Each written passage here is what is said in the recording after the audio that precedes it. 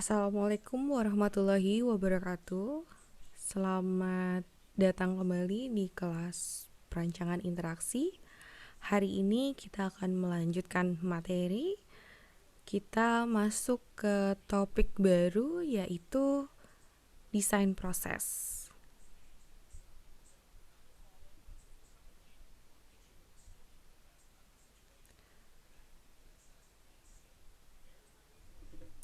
Oke, desain proses ini adalah materi yang keempat ya, topik yang keempat. Kita lihat untuk agendanya. Ya, yang akan kita bahas pada topik desain proses ini kurang lebih ada 1, 2, 3, cukup banyak, tapi sebenarnya akan cukup singkat video ini karena untuk desain proses sendiri sebenarnya teman-teman sudah mempraktekkan pada mata kuliah perancangan desain pengalaman pengguna ya. Jadi ini secara umum teman-teman sudah praktekkan. Jadi ini hanya revisit aja untuk teori dari desain proses. Oke, jadi akan kita bahas pertama 5 alasan produk yang susah digunakan, proses dasar, terus ada proses-prosesnya ya, kemudian tahapan-tahapan dari proses desain seperti identifikasi kebutuhan, merancang alternatif desain, merancang interaktif desain, dan evaluasi desain. Oke, sebelum kita masuk ke desain proses ya, jadi kenapa sih kita harus mempelajari tentang desain proses ya. Nah, ini sebenarnya ada pembahasan tentang kenapa sih produk digital itu susah digunakan. Nah, ini ada 5 alasan utama kenapa produk digital susah digunakan. Nah, barangkali teman-teman sudah pernah mengalaminya ya. Jadi kalian pakai sebuah aplikasi atau software gitu ya, kemudian kalian merasakan ini kok susah digunakan sekali gitu ya. Nah, ini alasannya ada yang pertama, produk itu ya dikembangkan fokus terhadap mesin atau sistem, jadi bukan mengedepankan user ya. Jadi melihat sistemnya bisa melakukan A dengan cara seperti ini A, B, C gitu ya, sehingga fokusnya terhadap sistem. Oke, jadi seringkali kalau teman-teman menyimak materi tentang mental model ya, bagaimana sistem itu bekerja itu berbeda dengan bagaimana persepsi user tentang bagaimana sistem itu bekerja gitu ya. Jadi yang sebenarnya akan berbeda sama persepsi user. Nah, kita dalam merancang ya, perancangan desain gitu ya, itu kita harus mengedepankan user terlebih dahulu, tentu saja gitu kan. Baru sistemnya itu nanti menyesuaikan, atau desainer ini tugasnya adalah mengemas bagaimana sistem itu bisa dipahami oleh user gitu. Nah, apabila pengembangan itu fokus terhadap mesin atau sistem, tentu saja akan menyulitkan buat user. Kemudian yang kedua ada target audience yang berubah atau beradaptasi. Ya, sebuah produk digital itu mungkin tidak digunakan sekali atau 2 kali saja. Kemudian dia lifetime-nya itu nggak 1 minggu atau 2 minggu aja gitu ya, dia cukup lama gitu. Misalkan kita bisa sampai bertahun-tahun gitu. Nah, apalagi kalau misalkan produk digital itu milik sebuah bisnis yang nanti target audiensnya itu mungkin mulai berumur atau mungkin menambah target audiens baru gitu ya. Jadi artinya target audiens itu bisa saja berubah seperti itu, sehingga ya kita harus menyesuaikan kembali dengan target audiens yang ada. Nah, kemudian alasan yang ketiga itu sebenarnya untuk mendesain produk yang usable itu memang cukup sulit ya. Jadi usable itu bisa digunakan ya. Dan apa namanya, yaitu tadi sesuai dengan mental model user, kemudian user bisa memahami, bisa menggunakan sesuai dengan kebutuhan mereka gitu ya, dan mereka bisa mencapai goal yang mereka mau raih gitu ya. Nah, tetapi mendesain produk yang usable itu susah gitu ya, karena seringkali apa yang kita pikirkan sebagai desainer itu berbeda dengan apa yang user pikirkan. Nah, itu harus diperhatikan yang seperti itu ya. Jadi desainer itu bukan user ya. Jadi kita ini bukan user. Jangan terlalu percaya diri untuk usernya mikir kayak gini nih gitu ya, untuk berkata seperti itu gitu sebelum kita ngetes ke user beneran. Nah, seperti itu. Oke. Kemudian alasan yang keempat yaitu tim pengembang ya atau developer itu bekerja dengan cara yang tidak terintegrasi. Barangkali apa ya, kita sebagai desainer kita tahu usernya gitu ya, tapi teman-teman kita yang tidak berinteraksi dengan user gitu ya, itu mungkin tidak mendapatkan konteks sebanyak kita sebagai desainer. Kemudian kalau kita bekerjanya tidak terintegrasi dengan mereka gitu ya, akan bisa menimbulkan apa ya miskomunikasi lah. Jadi sesimpelnya adalah seperti itu. Jadi miskomunikasi, kemudian atau mereka tidak paham kenapa sih harus dibikin desain seperti ini gitu ya, konteksnya itu nggak dapet gitu, sehingga apa ya, mungkin si produknya itu tidak bisa di deliver sesuai dengan apa yang kita harapkan, seperti itu. Oke. Kemudian yang kelima, bisa juga desain dan implementasi tidak match. Yang pertama misalkan desainernya itu apa ya, mungkin membuat rancangan itu terlalu jauh dari kemampuan teknologi saat itu gitu ya. Kita ngerti sih user itu kebutuhannya seperti ini, tetapi secara teknologi mungkin itu tidak mungkin diimplementasikan ya. Jadi ini dua arah sebenarnya. Kita sebagai desainer harus memahami teknologi gitu ya. Kemudian kita juga memberikan konteks kepada developer agar mereka ngerti kebutuhan user gitu. Jadi sebaiknya memang ada apa ya, interaksi dua arah seperti itu. Oke, nah oleh karena itu gitu ya, penting buat kita memahami proses desain gitu ya. Jadi kenapa sih teman-teman kemarin pada mata kuliah desain pengalaman pengguna itu kalian melalui proses-proses seperti itu? Kenapa nggak ngedesain langsung, ya udah saya mau bikin apa namanya mock up di Figma aja langsung gitu? Kenapa harus melalui proses yang seperti ini gitu? Nah, ini penyebabnya sebenarnya kita mau menghindari 5 hal ini gitu ya, supaya tidak terjadi pada perjalanan kita untuk mendeliver sebuah desain. Oke, sehingga penting buat kita gitu ya untuk memahami yang namanya desain proses.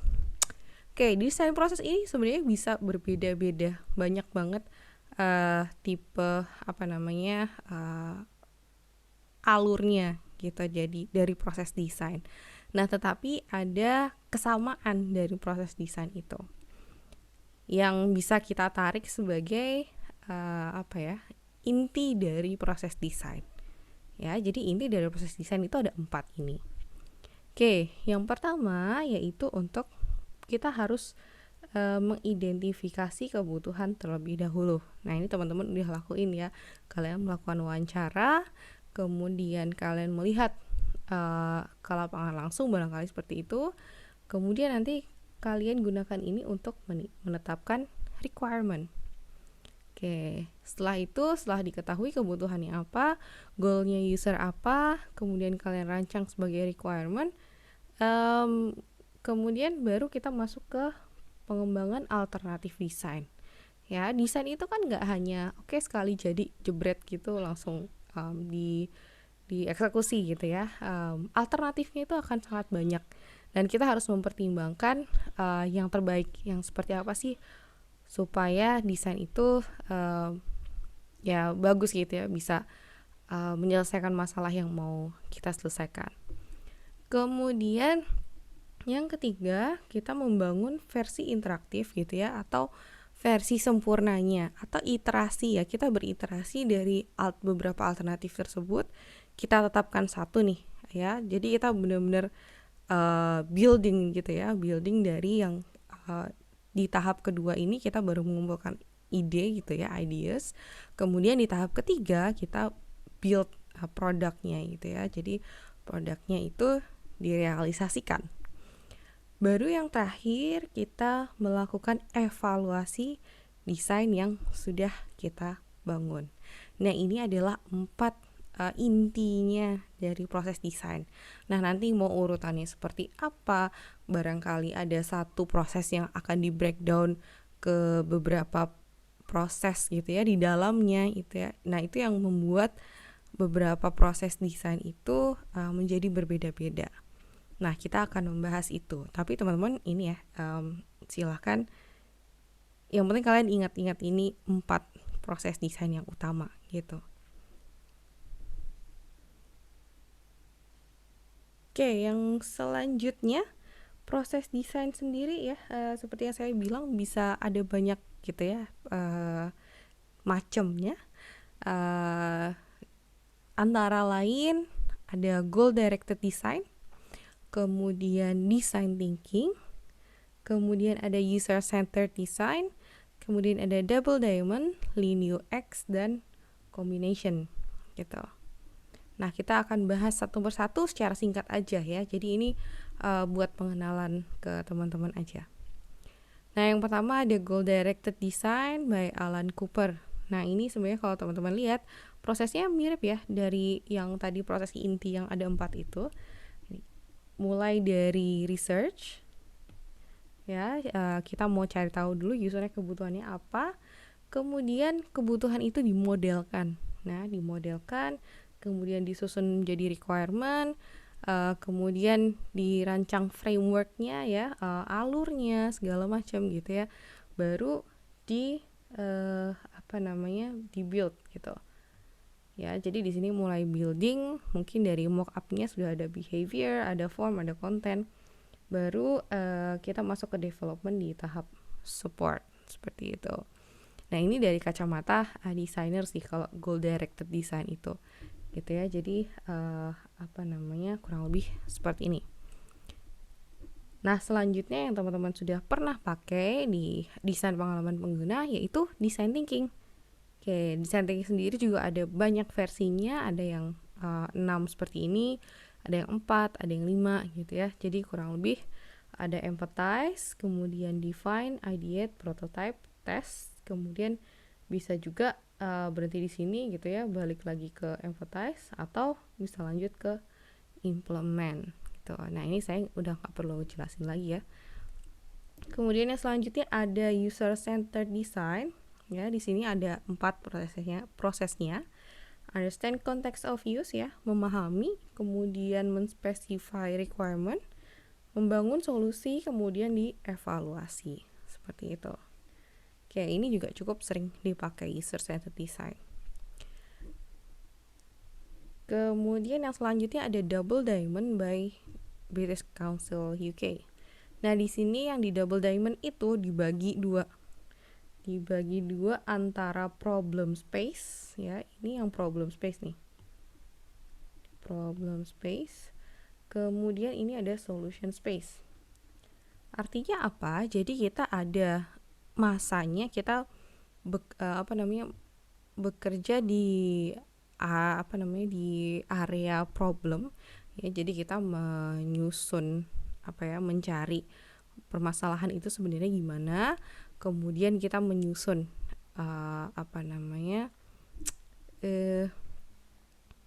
memformulasikan sebenarnya itu si problemnya itu apa. Nah, ini adanya di problem space ya. Kita ngebahas tentang problemnya dulu. Kemudian Di solution space ini kita baru mengembangkan solusinya. Solusinya misalkan kita diverging dulu gitu ya. Kita cari sebanyak mungkin alternatif, kemudian kita mengecil gitu ya, memilih salah satu alternatif dari yang banyak itu. Kemudian kita bisa mungkin ngetes gitu ya, ngetes si solusi ini, kemudian dari solusi tersebut kita balik memperbaiki solusi tersebut gitu ya. Jadi beriterasi si solusinya ya. Ngomong-ngomong tentang iterasi, sebenarnya di problem space juga kita bisa beriterasi.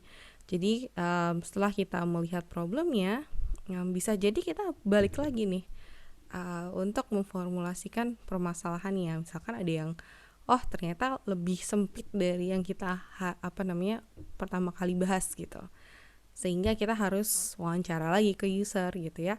Atau mungkin ada hal-hal lain yang kita belum bisa dapetin, kemudian kita wawancara lagi. Atau solusinya juga bisa kita bawa gitu ya, kita bawa kemudian kita tes ke user, kemudian kita ngelihat ternyata problem space-nya harus diredefinisi lagi nih. Nah, kita iterasi lagi di problem space. Kemudian yang selanjutnya Lean UX. Ya, Lean UX ini lean itu artinya ramping gitu, atau simple gitu ya, jadi nggak terlalu macem-macem lah intinya. Kalau sesuatu yang pakai kata-kata lean gitu, itu tuh mereka pengennya, cita-citanya adalah mempercepat proses, mempersingkat waktu gitu ya, kemudian jumlah timnya juga dipersempit gitu ya, disedikitkan. Nah ini di sini juga intinya adalah gimana kita cepat mendeliver sesuatu, kemudian kita belajar sesuatu gitu ya. Jadi intinya misalkan di tahap pertama kita ngetes ada low fidelity prototype gitu ya. Untuk sebenarnya itu low fidelity prototype juga ngetes problemnya gitu ya. Jadi yang penting ada sesuatu yang dites dulu, kemudian kita baru bisa belajar seperti ini. Kemudian kita iterasi lagi, si low fidelity ini kita perbaiki sesuai dengan hasil testingnya ya. Jadi kita cepat gitu ya, belajar dan memperbaiki, belajar memperbaiki lagi gitu ya.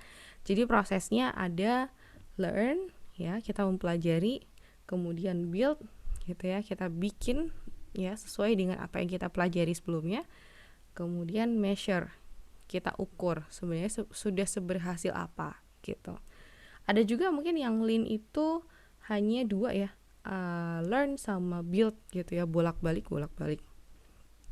gitu. Ya jadi intinya adalah gimana kita cepat nge-build sesuatu dan kita bisa learn something dari situ ya. Dan itu dilakukan secara continue gitu ya, sehingga nanti sambil beriterasi produknya semakin sempurna seperti itu. Kemudian ada combination process. Jadi ini mengkombinasikan antara design thinking ya, ini proses desainnya gitu ya. Jadi kita baru menyusun masalah, kemudian mendefinisikan masalah, mencari ide gitu. Kemudian kita menggabungkan dengan proses lean startup atau lean UX gitu. Di sini ada build, measure, and learn ya, seperti yang tadi sebelumnya kita lihat ya. Ini sebenarnya startup atau UX sama aja sih. Kemudian di sini kan kita mempelajari terus gitu ya, kita ngetes, belajar gitu. Baru setelah kita kelar belajarnya nih gitu ya, kita udah yakin nih ini produk yang dibutuhkan seperti ini, baru kita masuk ke tahap agile development gitu. Jadi design thinking ini gunanya untuk memformulasikan problem, mengumpulkan ide. Kemudian lean startup atau lean UX ini untuk validasi lagi gitu ya. Jadi kita learn lagi, kemudian kalau udah yakin baru masuk ke tahap development yang juga terus beriterasi gitu ya. Tapi ini semuanya prosesnya itu gabungan gitu antara tiga itu ya. Nah, ini yang disebut dengan combination process yang dibikin oleh Gartner. Nah, ini breakdown dari proses desain ya. Ya teman-teman mungkin sudah banyak mengetahui. Jadi yang pertama identifikasi kebutuhan, teman-teman waktu itu wawancara ya di desain pengalaman pengguna. Kemudian membuat persona. Jadi persona itu gambaran atau model yang menggambarkan bagaimana perilaku user, bagaimana cara berpikirnya, apa yang mereka harapkan, atau mengapa mereka melakukan sesuatu. Nah, ini gunanya agar kita itu bisa tahu sebenarnya mau merancang produk yang seperti apa gitu. Kita lihat user groupnya itu siapa aja, kemudian kita mau merancang produk yang seperti apa. Nah, dengan persona juga itu kita bisa tahu sebenarnya user group yang kita prioritaskan tuh yang mana. Karena nggak mungkin kita merancang sebuah produk yang memfasilitasi semuanya. Pasti kita harus memprioritaskan sesuatu gitu ya, dan mendeprioritaskan yang lainnya gitu. Karena kalau kita prioritaskan semua nih, kalau teman-teman lihat di gambar ini gitu ya, oh si A pengen mobil kayak gini, si B pengen yang kayak gini, si C pengen yang kayak gini, kemudian digabungin malah jadi kacau gitu ya. Ini mobil apa nih gitu, kayak mobil nggak jelas gitu ya, gabungan potong-potong jadi aneh gitu. Nah, ini kita pengen menghindari yang seperti ini. Jadi kita pengennya yang apa ya, ya ketemu di tengah-tengah tapi bukan sepotong-sepotong gitu ya. Nah, itu kurang lebih fungsi dari persona seperti itu ya. Kalian tahu cara perilakunya, cara berpikir, apa yang mereka harapkan gitu ya, dan perbedaan antara satu persona dengan persona yang lain gitu. Oke, ini contoh format dari persona gitu ya. Sebaiknya memang persona itu dibikin dengan data yang banyak gitu ya. Jadi seringkali sebenarnya kalau hanya sekali atau 2 kali wawancara itu sangat kurang gitu ya untuk menggambarkan persona gitu. Dan kita seringkali harus menggabungkan antara data statistik gitu ya, atau misalkan survei yang cukup gede gitu ya, misalkan market research gitu ya, kemudian dengan data kualitatif gitu ya. Market research itu biasanya kayak survei, misalkan survei, oh Anda umurnya berapa gitu ya, kemudian income-nya berapa sehari-hari, pengeluarannya berapa, kemudian konsumsi sehari-harinya belanja apa aja. Nah, yang kayak gitu tuh yang disebut dengan market research. Nah, tapi itu data-data yang seperti itu juga nggak cukup. Kita harus dive deeper gitu ya dengan data-data kualitatif ya. Kalian mencari cerita, kalian melihat pengalaman user gitu. Nah, itu data-data yang sifatnya kualitatif. Nah, dengan data-data yang banyak itu baru kalian bisa melihat, oh seperti ini nih sebenarnya kayak perwakilan user yang kita mau sasar itu kita gambarkan dengan persona gitu. Jadi oh ini personanya adalah si Rosacho misalkan, kemudian dia umurnya kurang lebih segini lah gitu ya. Jadi umurnya itu bukan range antara berapa gitu ya. Persona itu enggak seperti itu, tapi persona itu harus pasti, oh dia itu umurnya 34 kayak gitu. Kemudian behaviornya seperti apa, frustrationnya gitu ya, kesulitan-kesulitan yang sehari-hari dialami seperti apa, dan seterusnya. Jadi kita menggambarkan, bisa menceritakan user itu melalui persona. Oke, nah itu tahap identifikasi kebutuhan. Baru kita masuk ke tahap alternatif design, di mana kita brainstorming gitu ya. Jadi harus mengumpulkan orang sebanyak-banyaknya ya. Barangkali kalian bisa ngajak yang non-designer gitu ya, agar kalian bisa dapat input dari tim lain juga gitu ya, untuk mendapatkan ide sebanyak mungkin dalam merancang solusi. Oke, kemudian baru kalian mengembangkan ke dalam prototype atau prototyping. Nah, itu juga prototyping ada dua tipe, pertama low fidelity, kemudian yang kedua high fidelity. Ya, ini sudah kalian pelajari. Kemudian ya ini low fidelity itu yang penting adalah cepat, jadi kita tidak terlalu berlarut-larut ke hal yang belum saatnya dipikirkan gitu. Jadi misalkan pada tahap awal kalian kan belum harus memikirkan, oh ini nanti bakalan pakai warna apa ya, warna warna utamanya gitu ya. Tapi yang kalian pikirkan adalah misalkan fungsi utamanya apa nih gitu ya, fitur yang harus kita highlight apa ya gitu ya, kemudian bagaimana alur dari fitur utama tersebut. Nah itu kalian pikirkan di low fidelity prototype. Baru di high fidelity prototype kalian masuk ke detailnya gitu ya, kalian perhatikan misalkan prinsip-prinsip desain yang sudah kalian pelajari kemarin ya. Apakah ini sudah punya discovery yang bagus, apakah ini sudah punya feedback yang baik. Nah itu kalian masuknya di high fidelity prototype.